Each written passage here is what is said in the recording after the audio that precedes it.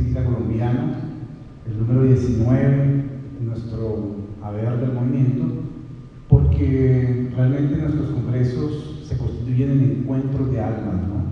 Y en inclusive para las personas que llegan por primera vez a este congreso y que encontramos simpatías en pensamientos, simpatías en comportamientos, simpatías en sentimientos, y vivimos experiencias únicas en este congreso, tanto en lo personal como en lo espiritual.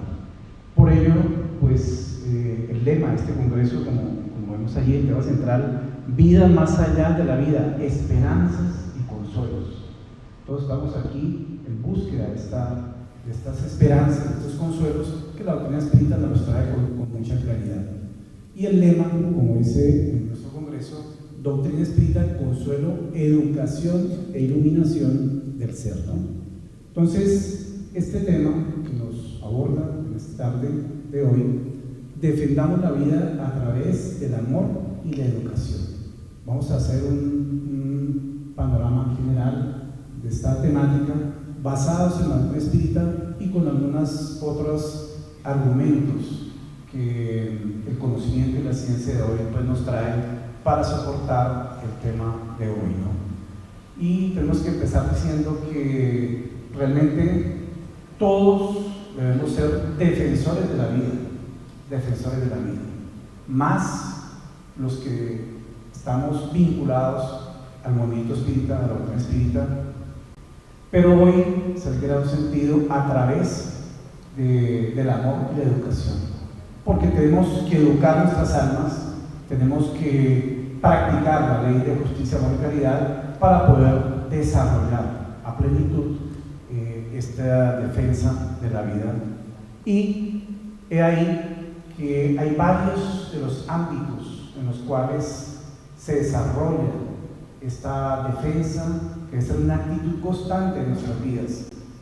Vemos hoy día grandes flagelos: el aborto intencional, el suicidio o los intentos de suicidio, la eutanasia o los intentos de eutanasia. Pero también vemos diferentes formas de violencia intrafamiliar, social.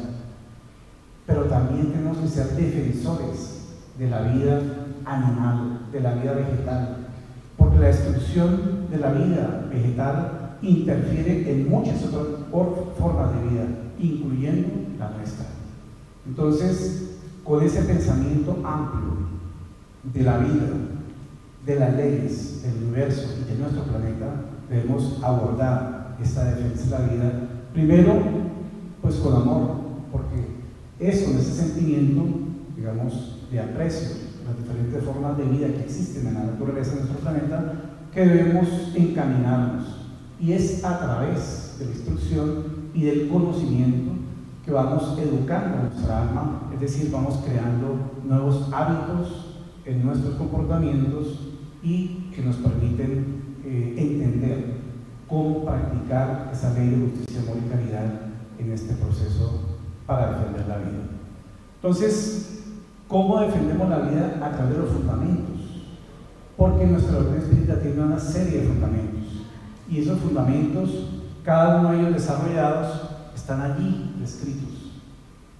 Nosotros tenemos aprobados, digámoslo así, en nuestro movimiento, por una asamblea, 9 fundamentos: Dios, Jesús, la evolución, la inmortalidad, la ley de causa y efecto, la pluralidad de mundos habitados, la reencarnación, la comunicabilidad y, por último, la ley de justicia, amor y caridad, que sintetiza las otras leyes y que nos da una línea, un camino a seguir. Entonces, si nosotros analizáramos cómo defendemos la vida a través o en base a cada uno de estos fundamentos, encontraríamos múltiples conceptos y argumentos que nos ayudan a enriquecer esta defensa. Pero entonces vamos a mirar que, centrándonos en estos 2 puntos, defender la vida a través del amor y la educación, pues recordamos fundamentalmente uno de los preceptos que el Espíritu de verdad nos deja plasmados en el Evangelio.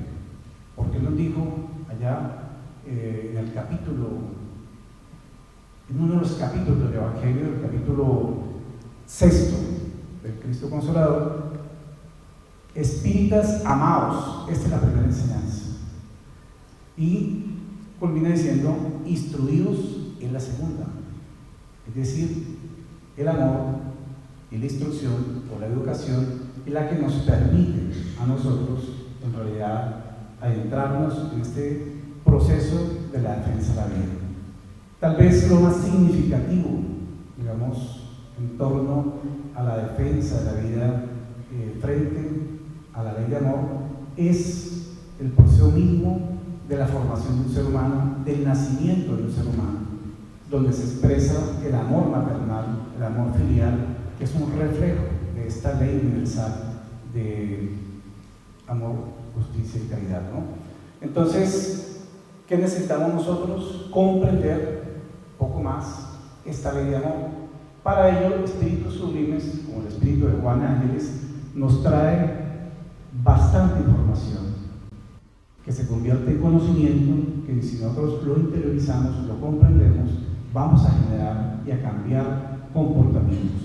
Entonces, nos dice Juan Ángeles en esta obra, Amor Invencible Amor, que el amor es una sustancia creadora del universo, una sustancia mantenedora del universo, pero también lo compara ella con el oxígeno para el alma.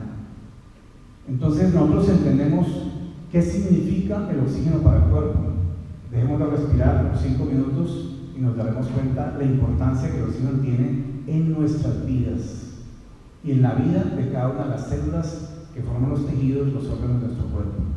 Entonces, vale esa comparación, nos dice Juan Ángeles, es el amor, el oxígeno para el alma. Pero también en ese proceso de la comprensión, Juan Ángeles nos trae un proceso para que entendamos cuáles son esas fases del amor y cómo vamos nosotros pasando por esas diferentes fases en el proceso evolutivo que tenemos en el interior de nuestras almas, en el trasegar, digamos, evolutivo que tenemos a través de las múltiples vidas, ¿no? Entonces dice ella que de esas fases del amor pasamos primero por un amor infantil que se caracteriza precisamente por ser posesivo, por tener necesidad de ser amado y por ser un amor dominante. Todos hemos pasado por ahí, o todos aún estamos por ahí viviendo esta fase, pero también seguramente la siguiente fase, el amor juvenil. Dice ella que ese amor juvenil es inseguro y presenta una serie de aflicciones y conflictos, y es inseguro. Entonces pueden coexistir estos dos niveles en el interior de un ser humano. Pero también nos dice que hay un nivel más superior, que es el amor maduro. Y ese amor maduro, entonces, es pacificador, tiene plenitud, tiene confianza y genera alegría. Cuando nosotros estemos viviendo, digamos, como producto del amor, este nivel, que sintamos paz, que sintamos plenitud en nuestra alma, en nuestro ser, que sintamos esa confianza, esa alegría, producto del amor, estamos viviendo esa tercera fase. Entonces, es un proceso natural para todos nosotros el trasegar por todos estos diferentes niveles que nos trae el espíritu de Juan Ángeles. Pero también nos dice en esta misma obra que vamos pasando de un amor aparente a un amor real, y da algunas características de ese amor real. Es un amor que genera armonía, que no tiene altibajos emocionales, pero que también une las almas, y oígase bien allí, al final, dulcifica el alma. Cuando vivamos y que estemos en este proceso de la experiencia del amor real, pues estamos viviendo un nivel que dice ella es el amor real. Pero también dice, pasamos por experiencias de un amor aparente. Y ese amor aparente tiene algunas características. Es sensualista, y tiene la búsqueda de un placer inmediato, debilita, entorpece y genera frustración. Entonces, nosotros todos vamos trasegando desde el amor aparente al amor real, porque estamos en un proceso de transición planetaria. Y la transición planetaria no es solamente un proceso de cambios geológicos o geofísicos del planeta, sino una serie de cambios psicofísicos en nuestra propia estructura del alma. Y por eso vamos aprendiendo, vamos educándonos y vamos comprendiendo esta ley de amor en estos niveles como ella nos lo explica. Y esto que va cambiando en nosotros, cuando vamos transformando comportamientos, cuando vamos transformando sentimientos, Kardec lo llamó y lo denominó la transformación moral. Y es el proceso a través del cual realizamos esas acciones al interior de nuestra alma, transformando componentes morales de nuestro ser. Entonces, es un proceso amplio, es un proceso complejo, no es exactamente, no significa lo mismo, lo que llaman algunos la reforma íntima, porque en ninguna parte de la codificación Kardec tocó o nombró esa reforma íntima. El concepto de manera es transformación moral. Si lo analizamos etimológicamente, prácticamente son diferentes. Entonces, por eso esa transformación moral es el objetivo, digamos, en estos procesos de cambio interior y que nos llevan a tenerlo en base a una serie de conocimientos básicos que los tenemos en estos libros de la codificación fundamentalmente. Entonces, dice allí, constituye la base fundamental de la formación doctrinaria educativa para todo espíritu. Ahí está la fundamentación, en cada una de estas obras. En cada una de estas obras.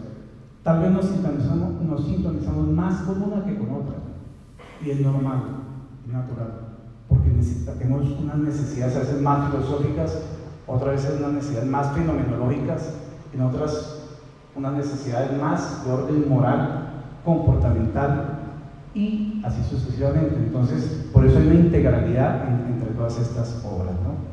Y para ello, entonces,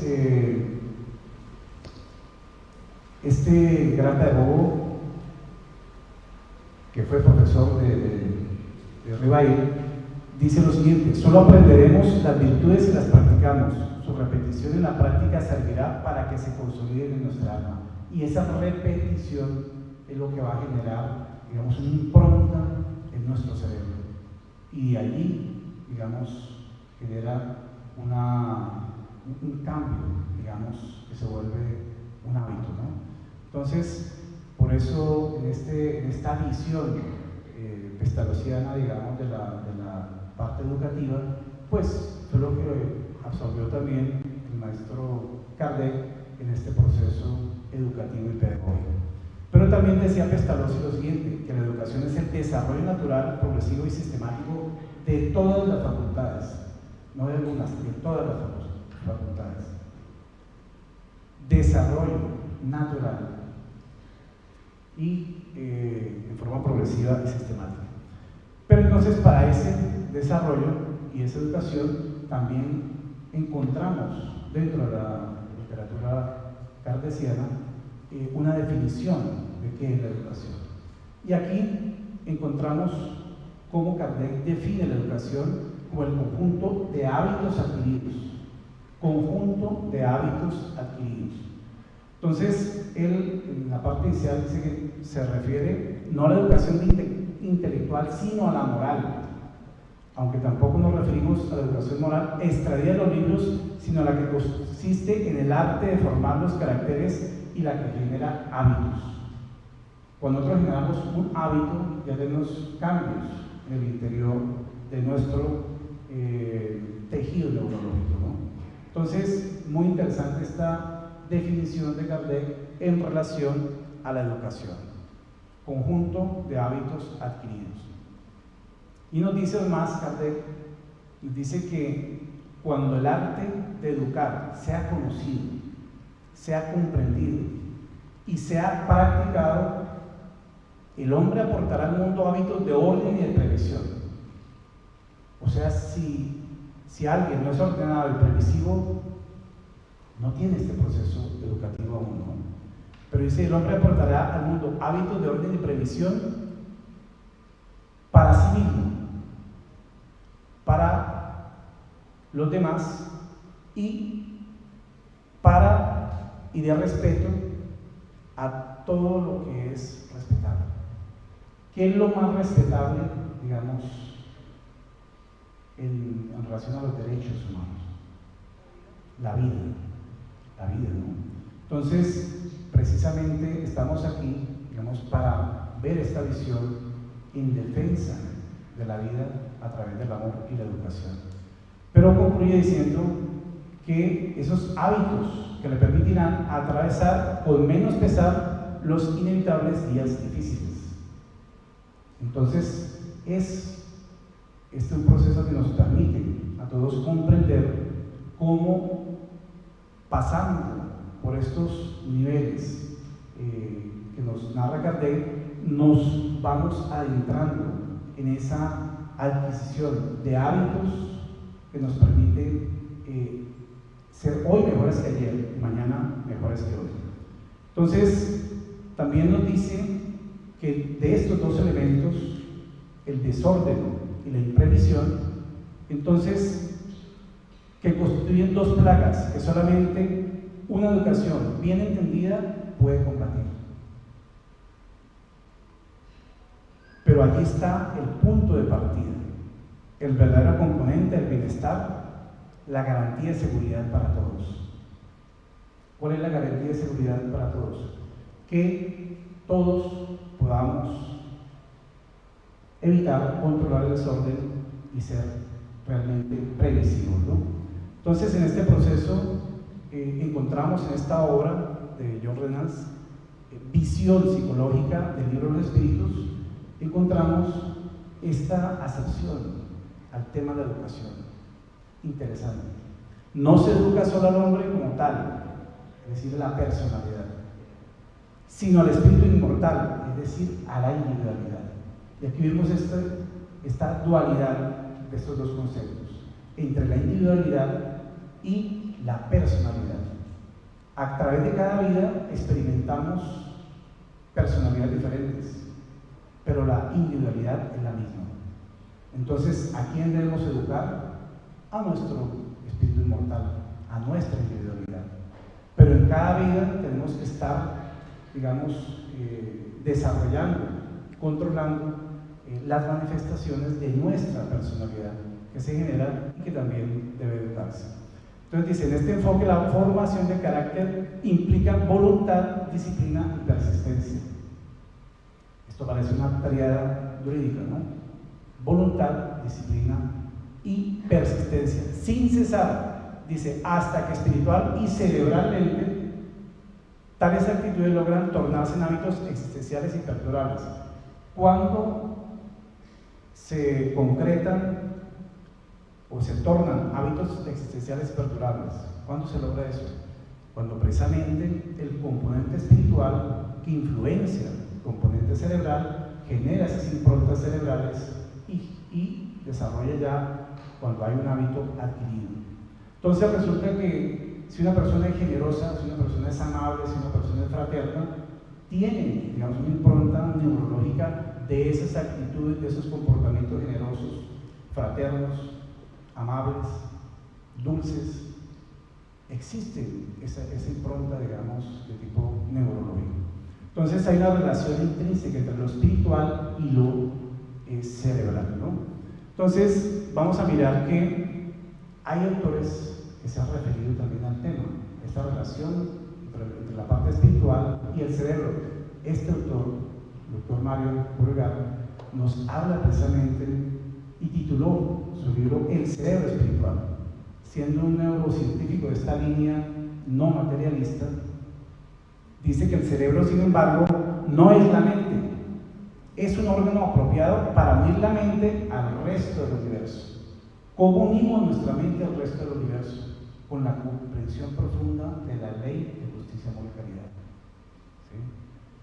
Ahí, digamos, con esa aproximación, con esa práctica de esta ley, vamos a unir nuestra parte cerebral, digamos, al resto del universo, como dice Mario Borregar.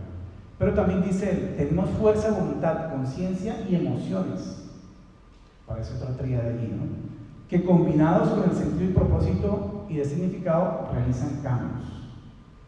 Entonces, cuando ya se realizan esos cambios en lo neurológico, es porque hemos repetido el hábito determinadas veces hasta lograr esas improntas neurológicas.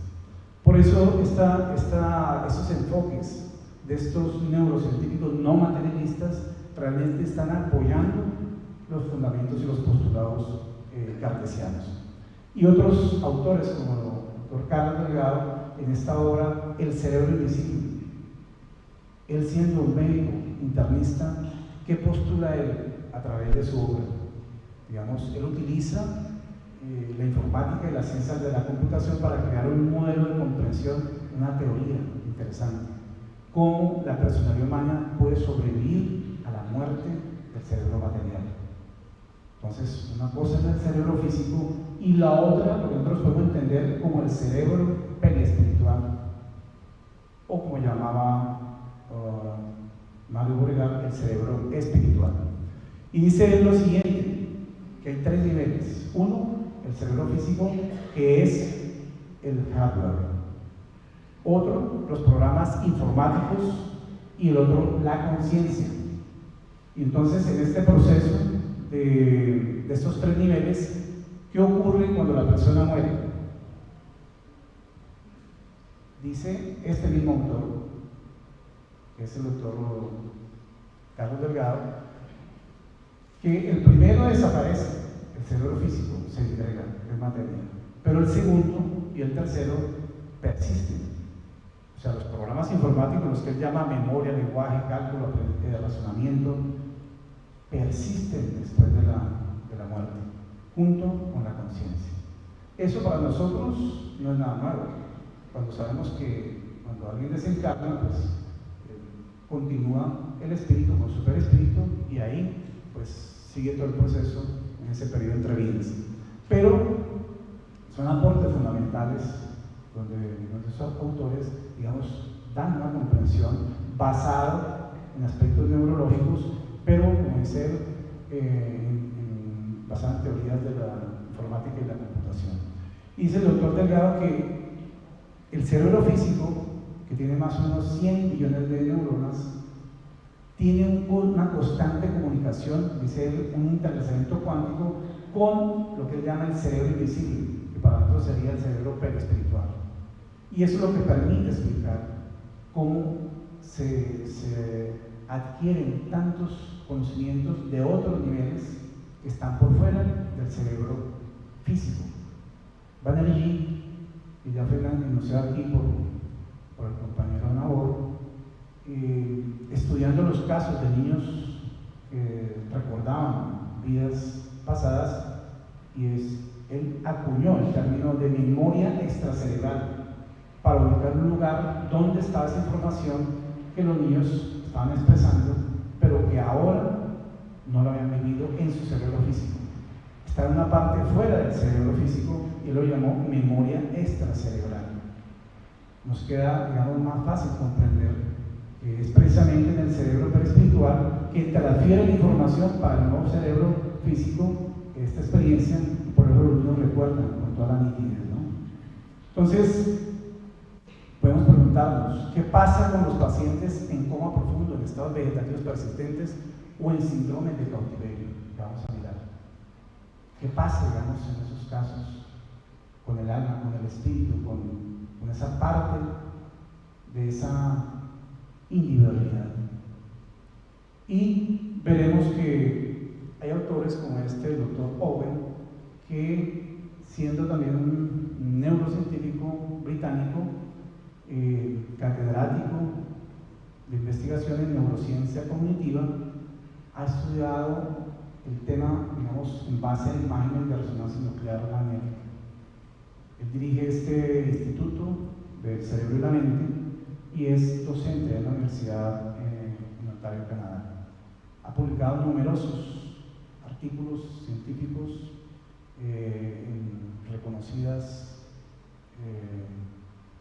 revistas del área médica, pero que ha estudiado de las áreas, ha estudiado este síndrome de cautiverio.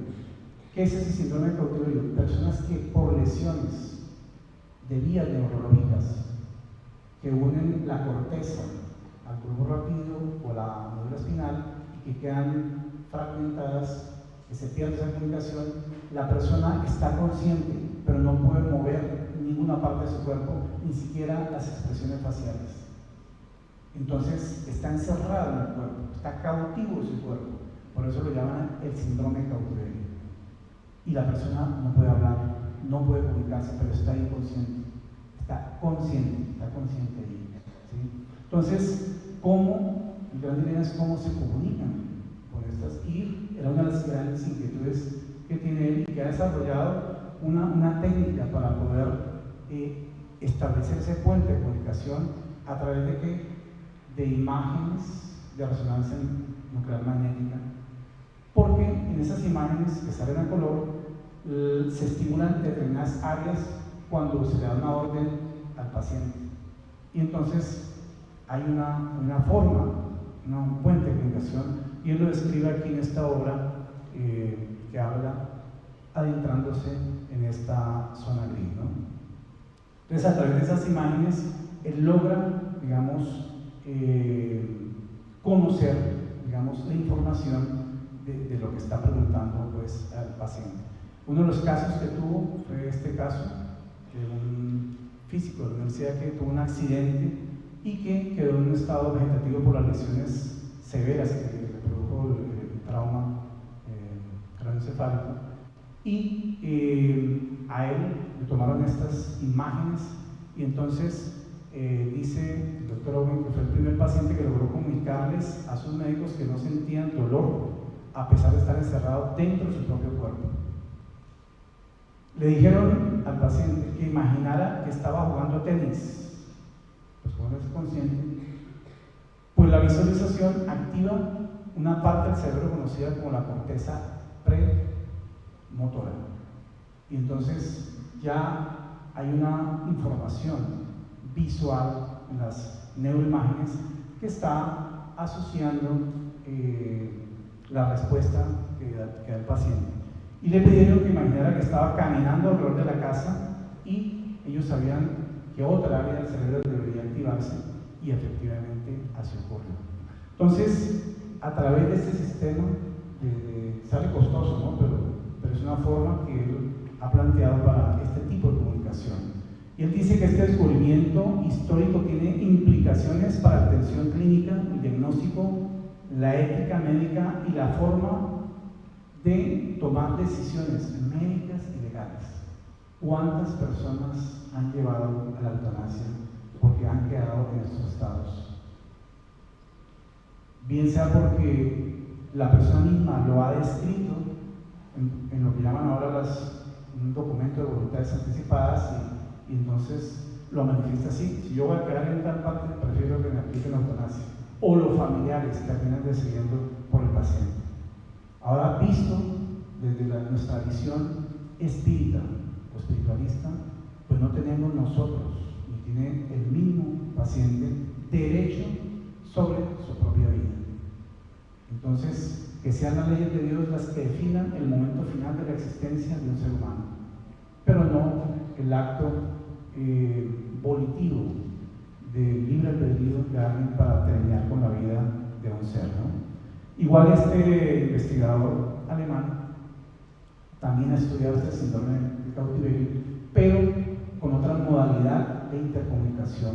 Él generó un sistema, que llama una interfase entre el cerebro del paciente y un computador, y a través de esta interfase ha logrado, digamos, tener ese intercambio, digamos, entre esas dos áreas, el área neurológica y el área, digamos, que corresponde a las informaciones y al software que maneja el computador.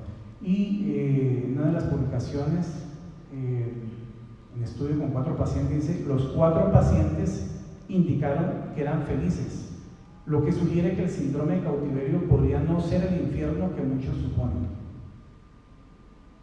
Pues uno dice, bueno, ¿quién puede estar feliz en un síndrome de cautiverio, no? Creo que nadie, digamos, estaría como tan feliz, pero tal vez en un estado de tranquilidad, ¿no? Porque uno de los casos que narraba Amalia Domingo Soler, en uno de los casos que ella estudiaba, fue precisamente de una persona que duró como 20 años por lo menos en un estado así de coma, y ella, con su investigación espiritual que hacía, encontraron que era una persona que se había comprometido, porque una vida anterior había encerrado en una mazmorra, en una torre, en esos castillos antiguos, a su rival, digamos, sentimental, para sacarlo de la contienda, y ahí lo mantuvo y lo aisló por ese espacio. Su compromiso fue reencarnar, tener una experiencia, digamos, en un estado de coma prolongado, precisamente viviendo un cautiverio, viviendo en su propio cuerpo, como lo que le hizo pasar a ese otro espíritu cuando lo encerró en aquella torre, ¿no? Entonces, a veces hay explicaciones espirituales que obviamente no salen a la luz dentro de estas investigaciones, pero que nos permiten comprender, digamos, estos estados también. Ahora, si nos vamos al otro lado, al otro extremo de la vida, porque estamos hablando esta parte del final de la vida, pero si nosotros vamos a mirar qué ocurre al principio de la vida, ahí hay muchos más dilemas profundos también, y este es el caso de los anencefálicos. Los anencefálicos son los niños que nacen sin cráneo, son lesiones incompatibles con la vida generalmente, o el bebé se muere intrauterinamente, o se muere a las pocas horas de nacido, a los pocos días, pero muy poco, ninguno vive meses. Pero aquí vamos a presentar un caso de un bebé, Emmett Well Jackson. Nació anencefálico el 27 de agosto del 2014 en la Florida. Esta foto fue tomada en el 2015. Tenía más de 6 meses. Y ustedes ven el cariño con que la mamá lo acoge en su seno, lo mantuvo todo ese tiempo, lo acogió amorosamente. Es una madre, digamos, en una misión especial, con un bebé que, pues, su caso le dio la vuelta al mundo precisamente por la situación. Y la doctora Marlene Nobre era una defensora acérrima de los anencéfalos, porque todo ser humano tiene derecho a la vida. Y hay visiones utilitaristas, visiones transhumanistas en nuestra sociedad, en el mundo contemporáneo, que consideran que un ser sin cráneo, sin cerebro, como este bebé, no es persona, y por tanto no tiene derecho a vivir, ni tiene derecho a la vida intrauterina ni a la vida postnatal. Entonces, he ahí que los posicionamientos espiritualistas, como los de la doctrina espírita, fortalecen la defensa de la vida a través del amor y la educación y la instrucción. ¿De qué? De las leyes espirituales, que es lo que desconocen muchos de los que hacen y generan las normativas jurídicas en diferentes partes del mundo. Entonces, hay una serie de conflictos, ¿no? Serie de conflictos que están allí desarrollados dentro de esta parte en relación a los anencefálicos, que no, pues, vamos a entrar allí en detalle. Y la otra manera que les comentaba, y miremos también que en la publicación que hace este pediatra espírita, habla de casos teratológicos, niños que nacen con anormalidades profundas. En este caso, un niño que nació dentro de su cerebro una masa, digamos, con algunos 5 o 8 embriones, dice allí, todos incompletos. Él consultó a la espiritualidad para saber de qué se trataba la situación. Dice, el ser espiritual, al ser conducido a la reencarnación, carga consigo imantadas vibratoriamente en su perispíritu entidades obsesoras que están ligadas al reencarnante por lazos profundos de odio. El hecho de que reencarnen junto al posible cerebro es justificado, ya que por el pensamiento están todos ligados. Son criminales de guerra y sus indignadas víctimas. Están renaciendo, están ligados por el pensamiento. Las víctimas con el victimario. Entonces renacen en el forma, están ligados, ¿por dónde? Por la parte cerebral, que es el símbolo de la parte mental y del pensamiento. Dice este autor que más de 4 millones de espíritus ya reencarnaron por intermedio de la reproducción in vitro. Hoy día hay muchas técnicas de fertilización in vitro. Hay cantidad de embriones congelados en el mundo. En solo España hay casi 500.000 de embriones humanos congelados, esperando una oportunidad de una pareja que decida y lo implantan para el desarrollo. ¿Qué pasa entonces con estos casos? Han habido casos de embriones congelados durante años, 7 años, 12 años, que después de que fueron implantados se desarrollaron y nacieron. Y si el libro Espíritu nos dice que la unión del espíritu al cuerpo o a la materia se da en el momento de la fecundación, quedan unidos ahí todo ese tiempo. ¿Qué ocurre en estos casos?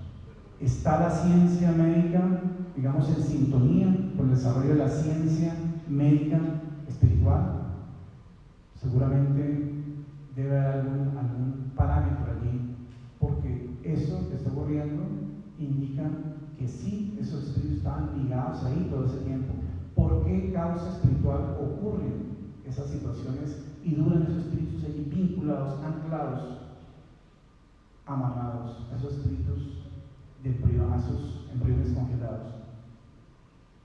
Entonces, en la actualidad, esa obra, Actualidad del Pensamiento Espírita, que fue denunciada aquí también, el espíritu de Viviana Carrillo expresa: en los casos de embriones congelados ya en estado avanzado de desarrollo, espíritus estarían a ellos ligados, esperando la retoma del proceso para fines reencarnatorios.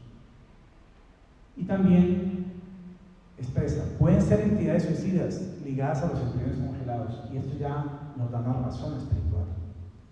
Espíritus que en realidad despreciaron la vida, despreciaron su cuerpo, lo destruyeron, ahora están atados a un cuerpo sin poder, digamos, decidir o accionar. Es un periodo por el banco de expiación, que permanece en estado de semi-hibernación, aguardando la oportunidad para recomenzar la experiencia, y ese periodo constituye entonces una expiación. Pero también pueden ser entidades espirituales deudoras de la sociedad que se ofrecen para venir a atender el progreso de la ciencia. De esta forma son ligadas a esos embriones para que vivan herméticamente vinculados a ellos. En ese trabajo de servir a la ciencia ellos pueden conseguir el progreso. Entonces pueden ser que se candidatizan o que por su pasado están comprometidos con la ciencia y vienen en ese tipo de ayudas. Entonces, todo nos indica que necesitamos comprender esta ley de justicia, amor y caridad expresada aquí en la conclusión del libro de Espíritus. Y dice al final de esta parte, de la conclusión del ítem 4, es la única que puede curar a comprensión profunda de esta ley, porque esta resume todas las otras leyes. Y hay autores que vienen a hacer, digamos, un aporte aún más importante en este tema del amor.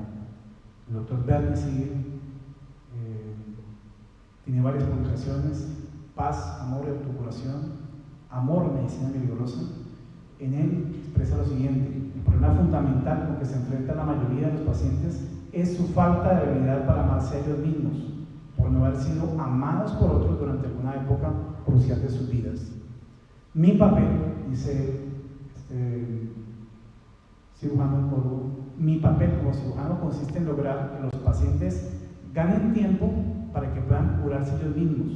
Intento ayudarles a que se pongan bien y al mismo tiempo que entiendan por qué cayeron enfermos. Entonces pueden ir a una verdadera curación. Es un proceso educativo interior para comprender cuál es la función del amor en sus propias vidas en el proceso de recuperación. Lo mismo le pasó ahora a Brian Weiss cuando empezó a obtener información de sus propios pacientes a través de las técnicas, digamos que de alteración de conciencia que es desarrollado para los pacientes. Y esta paciente le expresaba lo siguiente: el amor hace que el miedo se desvanezca. Cuando amas y no tienes miedo, eres capaz de perdonar a los demás y a ti mismo. Cuando amas y no tienes miedo, eres capaz de perdonar. Entonces, si no somos capaces de perdonar, es porque tal vez todavía o no hemos vencido los miedos o no hemos aprendido a amar lo suficiente, ¿no? Y entonces, bueno, hay más casos, digamos, vamos a pasar rápido. Recomendamos esta obra, no es una obra espírita, Médico de Cuerpos y Almas, es la historia de Lucas, el médico que es uno de los evangelistas, pero que dentro de esa obra narra el caso de la curación de un médico que se quedó leproso por estar, digamos, tratando pacientes leprosos.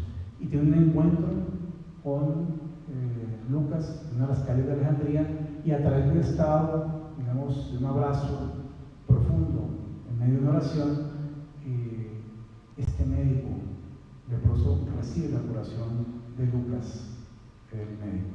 Entonces, ahí expresaba la esposa de él, digamos, el amor profundo que sentía y lo que sería capaz de hacer por seguir viviendo con su esposo. Entonces, un ejemplo profundo de amor, ¿no? Y autores como Albert Schweitzer, que era filósofo, teólogo, músico y después estudió medicina. ¿Para qué? Él ganó un premio Nobel de Paz en 1952. ¿Para qué? Para irse a fundar un hospital en Sudáfrica. Y allí desarrolló en África todo un esquema de amor, digamos, por la comunidad, pero también por las diferentes formas de vida. Dice, el gran error de toda ética anterior es creer que debería ocuparse únicamente el comportamiento del hombre con el hombre, pero el hombre solo es ético cuando el conjunto de la vida le es sagrado. Y concluye diciendo, la vida y el amor están basados y siguen el mismo principio: respeto por cada manifestación de vida y una relación personal y espiritual hacia el universo. Él tenía una amplitud en su visión que lo llevó a trascender todo el egoísmo y a brindar el amor a las diferentes formas de vida. Entonces, por eso Kardec dice, dado que el egoísmo se basa en el sufrimiento y el interés personal, parece muy difícil extirparlo por completo del corazón del hombre. Se alcanzará ese objetivo. Y obviamente la espiritualidad respondió que a medida que los hombres se instruyen en las cosas espirituales, atribuyen menos valor a las materiales. O sea que es necesario reformar las instituciones humanas que alimentan el egoísmo. Eso depende de la educación. Entonces, las instituciones humanas tienen que ser reformadas también, porque muchas pueden estimular el egoísmo, y eso depende de la educación. Por eso mandan mentores, mandan espíritus superiores también a trabajar en el campo de la educación, como Howard Gardner, este psicólogo de Harvard que ganó este premio Príncipe de Asturias por las implicaciones de esta teoría de las inteligencias múltiples en la mejora global de la educación. Están todas las 8 iniciales que plasmó, y la otra que aparece allí como la naturista, que es la comprensión profunda de la naturaleza, ¿no? En todas sus formas de vida. Entonces, pero él es menos conocido por el planteamiento de estas 5 mentes del futuro, que las hizo en el 2005. Hoy estamos en el futuro de esa época. Yo creo que todavía nuestra humanidad no, digamos, está cultivando todas estas mentes que dicen la disciplinada, la sintética, la creativa, la respetuosa y la ética. De esas, miremos que esta mente respetuosa se refiere a la que acepta las diferencias existentes entre los seres humanos. Y hoy día en las instituciones, por lo menos de salud, se habla del respeto por las diferencias. Es una actitud institucional, digamos, precisamente para no generar diferencias por las diferencias que tienen los seres humanos, ¿no? Y hay que aprender a vivir con ellas, valorarlas. Pero también habla de la mente ética, y esto se asocia mucho con la parte comportamental y moral de la doctrina espírita. Dice que esa mente ética es consciente de su papel en cada momento, de los requisitos que debe cumplir, de los límites y los estándares de la conducta correcta. Entonces esto nos trae a la mente todos los principios del hombre de bien que trae el Evangelio. Eso, frente a la mente ética, hay una correlación realmente profunda. Entonces, dice, la educación bien entendida es la clave del progreso moral. La clave del progreso moral. Y entonces, cuando se conozca el arte de orientar los caracteres, así como se conoce el de orientar las inteligencias, se los podrá enderezar como se hace con las plantas jóvenes. Ese es el proceso educativo por el cual todos debemos pasar. No solamente de la parte cronológica infantil, humana, biológica, sino de la parte infantil de nuestro espíritu inmortal. Pasamos por las fases hasta que adquiramos esa madurez espiritual de la que nos habla Juana de Ángeles, ¿no? Entonces, educar es liberar con responsabilidad y conciencia de actitudes en relación con el educando, con uno mismo, con el prójimo y con la humanidad.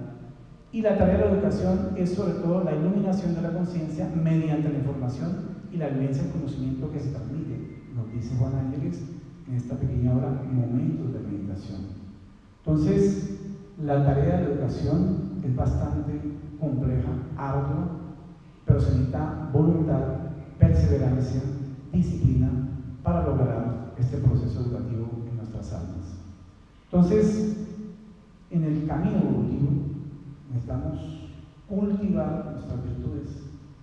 Lo encontrarán ustedes en ese folletico de la estructura curricular que fue entregado a todos esta mañana, donde aparece una orientación para las diferentes conferencias. Les recomiendo que se lo vean, bien interesante, porque allí nos expresa el autor de este documento que la educación formulada desde la inmortalidad del alma, la vida futura y la justicia de la ley de Dios invita a la conquista de las virtudes superiores latentes y adormecidas en los reductos del alma.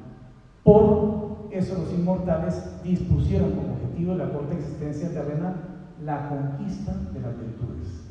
Y para conquistar las virtudes tenemos que hacer esas improntas neurológicas, esas transformaciones en nuestro cerebro también, para que una vez convertido en hábito, en una virtud, pues ya se vuelve un proceso, digamos, cotidiano en cada una de nuestras vidas, ¿no? Y obviamente, cuando Kardec pregunta que cuál de los vicios puede ser considerado la raíz de todos, habla del egoísmo. De él deriva todo el mal. Dice, pues el egoísmo es incompatible con la justicia, con el amor y la caridad. Si desarrollamos esas habilidades, esas competencias para sintonizarnos con la ley de justicia, amor y caridad, estamos combatiendo el egoísmo. Y yo creo que es una de las formas que ha utilizado la psicología positiva de desarrollar y acentuar y utilizar lo positivo de un ser para contrarrestar lo que sea negativo, no centrarnos en el problema, centrarnos en lo positivo que tenga la persona, ¿no? Y aquí, en esta parte final, nos dice: el egoísmo es la fuente de todos los vicios, del mismo modo que la caridad es la fuente de todas las virtudes. Entonces, ¿qué hay que hacer? Desarrollar las virtudes para combatir esta parte del egoísmo. Y compete a la educación combatir esas malas tendencias, y lo harán con provecho cuando se basa en el estudio profundo de la naturaleza moral del hombre. Y se llegará a modificar así como se modifica la inteligencia mediante la instrucción.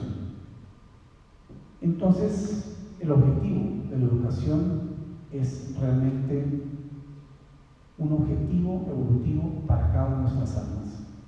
La educación espiritual en la transformación moral de la humanidad entonces tiene que ver con los niños, con los jóvenes, con la educación de los medios, el ámbito de nuestras casas espíritas, y educación de los educadores espíritas, que se necesita también este mismo proceso, ¿no? Ahora, ¿cuáles son tus aportes para que defendamos la vida a través del amor? Pues, básica y fundamentalmente, es una defensa totalmente fraterna. No puede ser una defensa, digamos, intensa, ¿no? Digamos, dogmática. Una defensa fraterna, trascendente, esperanzadora y consoladora. Pero a través de la educación lo debemos de hacer, pues, obviamente a través de esta propuesta educativa de las 3 revelaciones, a través del autoconocimiento, la autotransformación y la autoiluminación, que es la secuencia natural de lo que ocurre después de que pasan estas 2 primeras anteriores. Entonces, ¿cuáles son tus aportes educativos para la evolución planetaria? Lea, estudie y practique. Transfórmese moralmente. Sea instrumento de paz y de armonía. Sirva con alegría y amor. Y sea caritativo moral y materialmente. Porque es a través de este conjunto de elementos que estaremos aportando nuestro grano de arena en este proceso de transición planetaria, a través precisamente de la sintonía con la ley de justicia, amor y caridad, y con el componente educativo, primero para nuestras almas, para los que están a nuestro alrededor, y para aportar a la educación en nuestro proceso planetario. Entonces, como dice Juan Ángeles en esta obra, Jesús es el modelo por excelencia de la pedagogía, de la felicidad y del amor. Pero también es el educador por excelencia que prosigue paciente, amándonos, educándonos, habiendo aceptado tan solo el título de maestro. Nos corresponde a nosotros aprender a ser los mejores discípulos del Maestro Jesús en esta y en las demás existencias que nos falta por vivir. Muchas gracias por su tiempo.